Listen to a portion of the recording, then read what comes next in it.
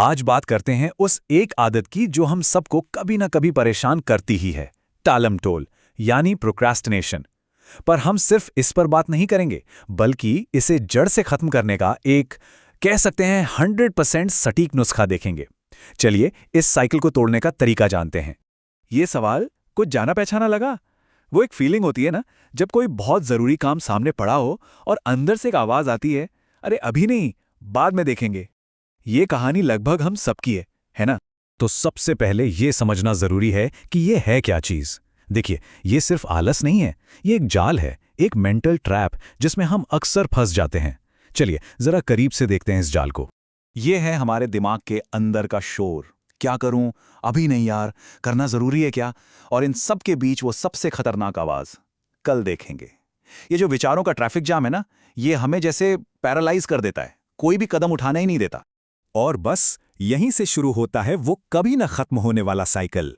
कल करूंगा बोलने से उस पल के लिए तो एक झूठी सी राहत मिल जाती है, लेकिन काम वो तो वहीं का वहीं है।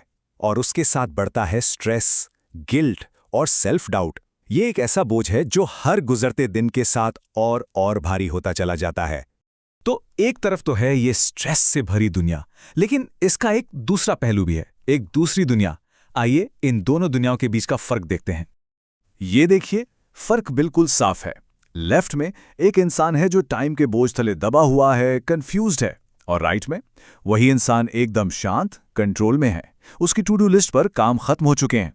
बात सिर्फ काम खत्म करने की नहीं है, बात है उस सुकून की, उस कंट्रोल की जो इसके साथ आता है।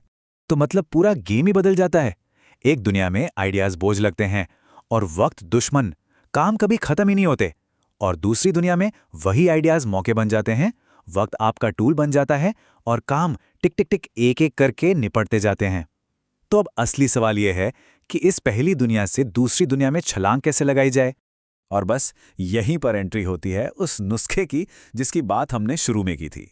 एक बहुत ही सीधा, सिंपल रास्ता है, एक ऐसा रास्ता जो हमें उस कंफ्यूजन से निकालकर डन वाली फीलिंग तक ले जाता है। तो ये है वो 100% सटीक नुस्खा। सिर्फ 4 सिंपल स्टेप्स। स्टेप 1, विचार, मतलब एक आइडिया। हर चीज एक आइडिया से ही तो शुरू होती है। स्टेप 2, योजना, क्योंकि बिना प्लान के आइडिया तो बस हवा में है ना? यहां हम उस बड़े काम को छोटे छोटे मैनेजेबल हिस्सों में तोड़ते हैं। स्टेप 3, कार्रवाई, यानी एक्शन। और सच कहूं तो ज्यादातर लोग यहीं अटकते हैं, इसलिए बस पहला कदम उठाना है, चाहे वो कितना ही छोटा क्यों ना हो। और फाइनली स्टेप 4, समाप्ति, मतलब काम को पूरा करना। और उस काम को लिस्ट से काटने की जो खुशी होती है ना, बस वही हमें आगे बढ़ाती है। तो आइडिया से लेकर कंप्लीशन तक यही है वो पूरा सफर। जरा सोचिए, दिमाग में घूमते एक उलझे हुए ख्याल से लेकर टू डू लिस्ट पर लगे उस चमचमाते ग्रीन टिक तक का सफर। बस यही है वो बदलाव, यही है वो कंट्रोल वाली फीलिंग जो हम सबको चाहिए। तो जब इस नुस्खे को अपनी जिंदगी में उतारा जाता है तो होता क्या है? देखिए, ये सिर्फ एक आदत बदलने की बात नहीं है, ये अपनी एक नई सच्चाई, एक नई रियलिटी बनाने की बात है। ये जो डन रोबोट है ना, ये सिर्फ एक पिक्चर नहीं है, ये एक सिंबल है उस फीलिंग का जब कोई काम पूरा होता है। ये जीत का सिंबल है, कंट्रोल का और आगे बढ़ने का। यही नई हकीकत हो सकती है।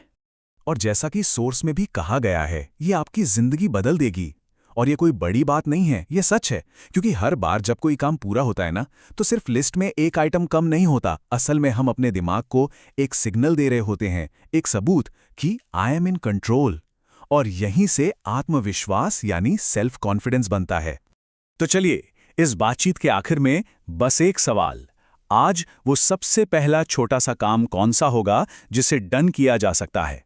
बस उस एक काम से शुरुआत करके देखिए और महसूस कीजिए कि कैसा लगता है।